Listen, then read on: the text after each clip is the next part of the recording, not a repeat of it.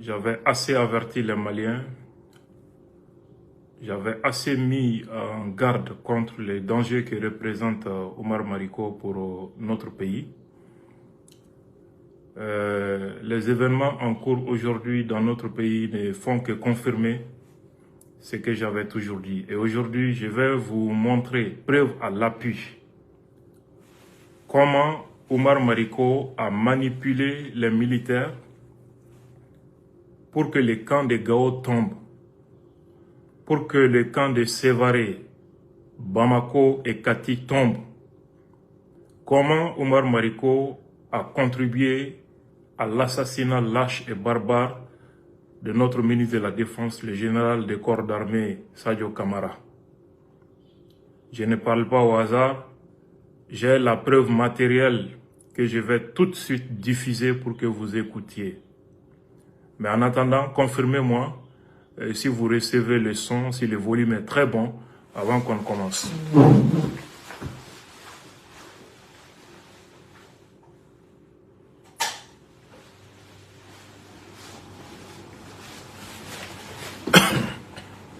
Toutes mes excuses.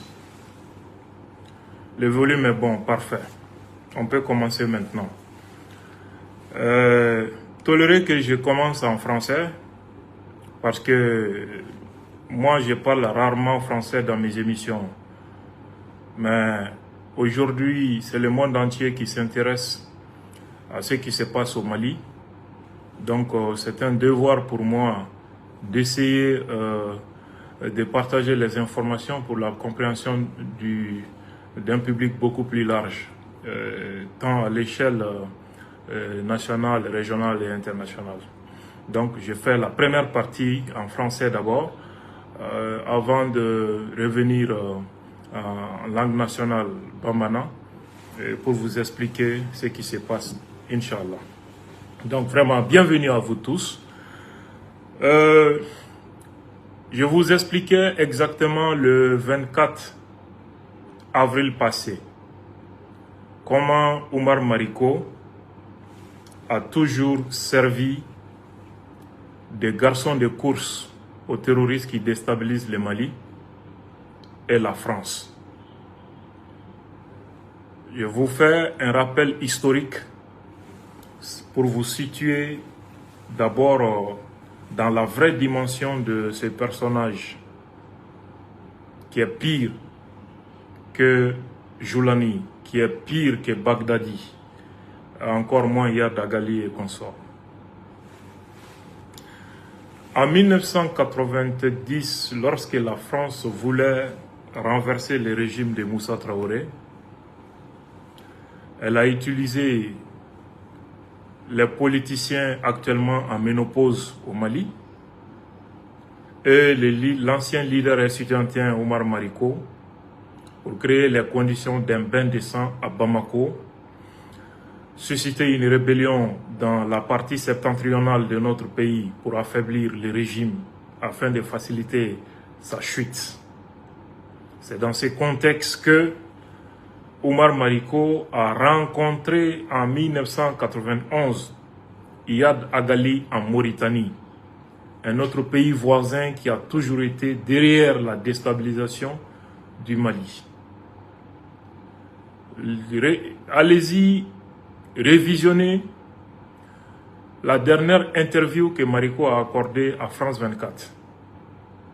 Il confirme lui-même qu'il a rencontré en 1990 en Mauritanie le leader du mouvement populaire de l'Azawad, qui n'était autre chose à l'époque que Yad Agali.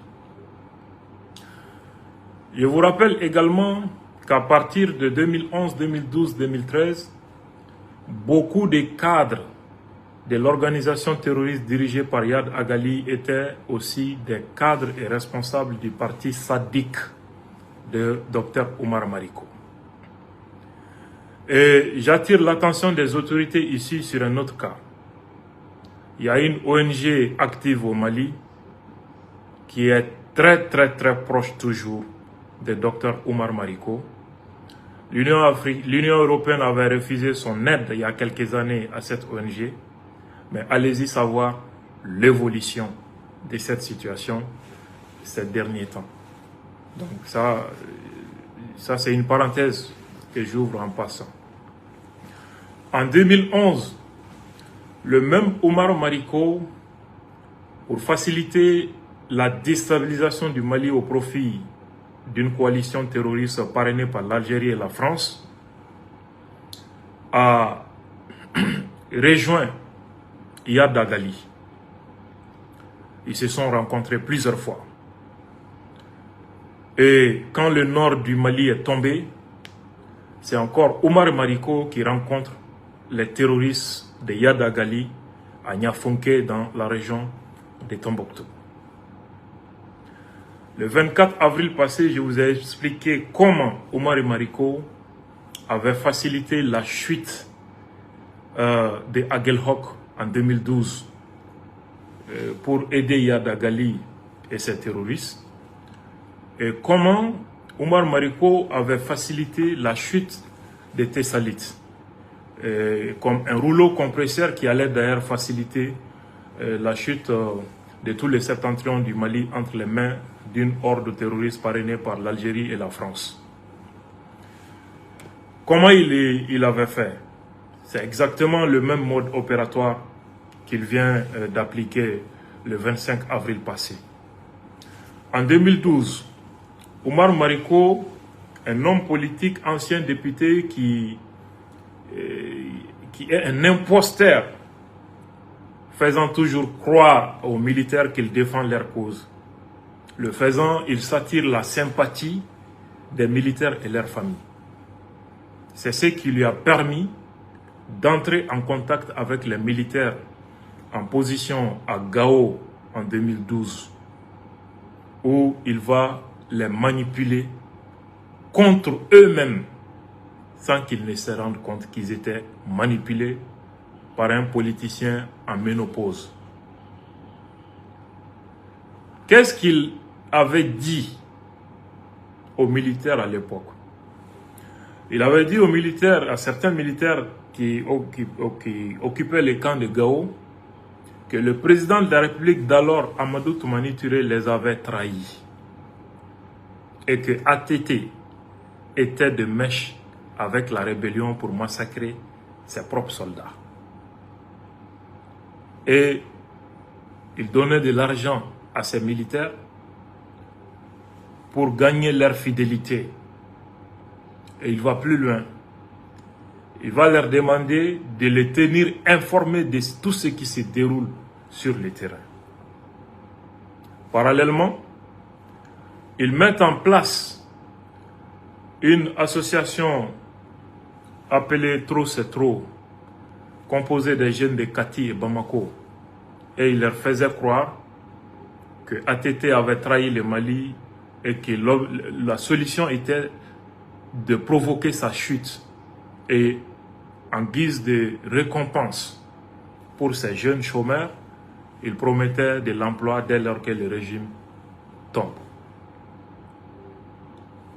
Entre-temps, la rébellion a foncé sur Aguelhok. Nos hommes se sont battus. Ils avaient besoin de renforts. Les renforts devaient venir de Gao. Mais beaucoup de militaires de cette garnison avaient été déjà manipulés par Omar Mariko. Donc, il ne voulait pas prêter main forte au détachement qui occupait Aguelhok. Parce qu'il pensait que ATT était en complicité avec les terroristes. Le renfort n'est pas arrivé à temps. Le camp de Aguelhok est tombé, où les rebelles ont égorgé une centaine de militaires maliens, dont leur commandant, le capitaine Sékou Traoré Dibat. Voilà l'action de Omar Mariko en 2012 contre son propre pays. Tessalites. Comment il a contribué à la chute des Tessalites en 2012 au profit des terroristes de Iyad Dagali? Il va tout simplement contacter les militaires qui étaient à Tessalites. Je vous ai dit que c'est son statut de député qui fait qu'il est proche des militaires des couches vulnérables. Parce qu'il tient un discours